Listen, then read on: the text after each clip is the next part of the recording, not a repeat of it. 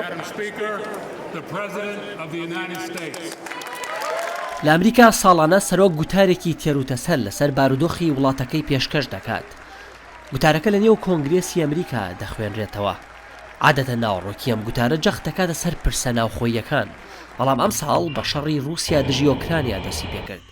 لەبارەی ڤلادیمیر پوتینی سەرۆکی رووسیاوە سەرۆک جۆ بایدن گوتی پێی وابوو ڕۆژاوە و ناتۆ وەڵام نادنەوە، پێی وابوو دەتوانێت لە نێو ماڵی خۆماندا لە نێو ئەم دامەزراوەیەدا لە نێو ئەم وڵاتەدا دابەشمان بکات، پێی وابوو دەتوانێت لە ئەوروپاشدا بەشمان بکات، بەڵام پۆتین هەڵەبوو ئێمە ئامادەی. خانمی یەکەمی ئەمریکا جیل بایدن باڵیۆزی ئۆکرانیا ئۆکسانا مارکارۆڤای بانگێش کردبوو تا لە تەنیشتیەوە دابنیشێت.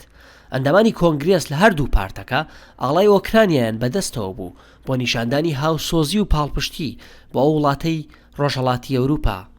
لەناوخۆدا گەورەترین بەربەست بۆ بایدن زاڵبوونە بەسەر ڤایرۆسی کۆرۆنادا. بایدن باسی سەرکەوتنی هەڵمەتی ڤاکسینی دارەکەی کرد، ئاماژەیدا گەڕانەوە بۆ ژیانی یاسایی نزیک بووتەوە. زۆرێک لە ئامادەبووان ماسکیان نەپۆشی بوو. بەزانم هەندێک باز لە ژیانکردن لەگەڵ ڤایرۆسی کۆرۆنا دەکەن. ئەم شەو دەڵێم کە هەرگیز قبوڵی ناکەین لەگەڵ کۆرۆنادا بژین. بەردەوام دەبین لە ڕوبەڕووبوونەوەی ئەم ڤایرۆسە وەکو چۆن ڕوبەڕۆی نەخۆشیەکانی دیکە دەبینەوە. بەڵام زیادبوونی ئاستی هەڵاوسانی یابووری یاخود زیادبوونی نرخی شتومەک بۆ 7.5% گرفتێکی دیکەیە ئەمریکا لە ژێر ئیدارەی بایدندا ڕوبەڕووی بۆتەوە.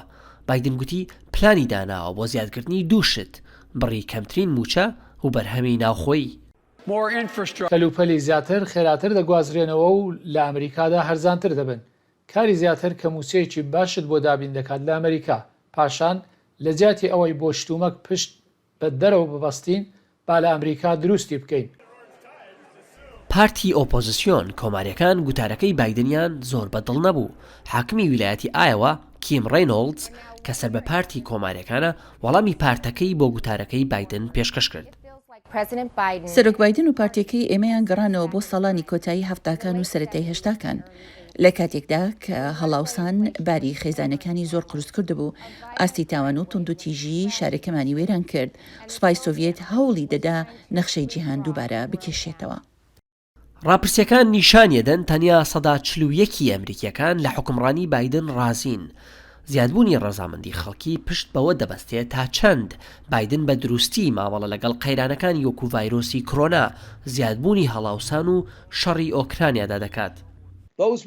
ئەو ڕاستیانە زۆر گرنگن. ئەوەی سەرۆک دەتوانێت لە گوتارێکی ئاوادا بیڵێت ئەوەیە کە بە بەهێزی نیشان بدات، پابەندبوون دەربخات و شتگەلێک بڵێت کە خەڵک دەیانەوێت بیبیستن. ئەوە دەکرێت یارمەتی دەربێت. دیموکراتەکان ئێستا زۆرینەن لە هەردوو بەشەکەی کۆنگرێس و بایدن لە گوتارەکەیدا زیاتر گەشتبین دەردەکەوت. بارودۆخی وڵاتەکەمان بەهێزە چونکە گەلی ئەمریکا بەهێزە.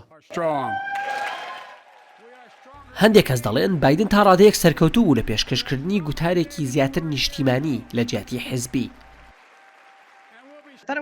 پێم وابوو بە شێوازێکی زیرەکانە پاکێجەکەی خستە ڕوو تا سەرنجی لایەنگرانی هەردوو پارتەکە ڕابکێشێ، بەڵام بە دڵنیاییەوە چەند ساتێک هەبوون گوێت لە گوتارێک دەبوو کە دەیویست سەرنجی پارتەکەی خۆی ڕابکێشێت.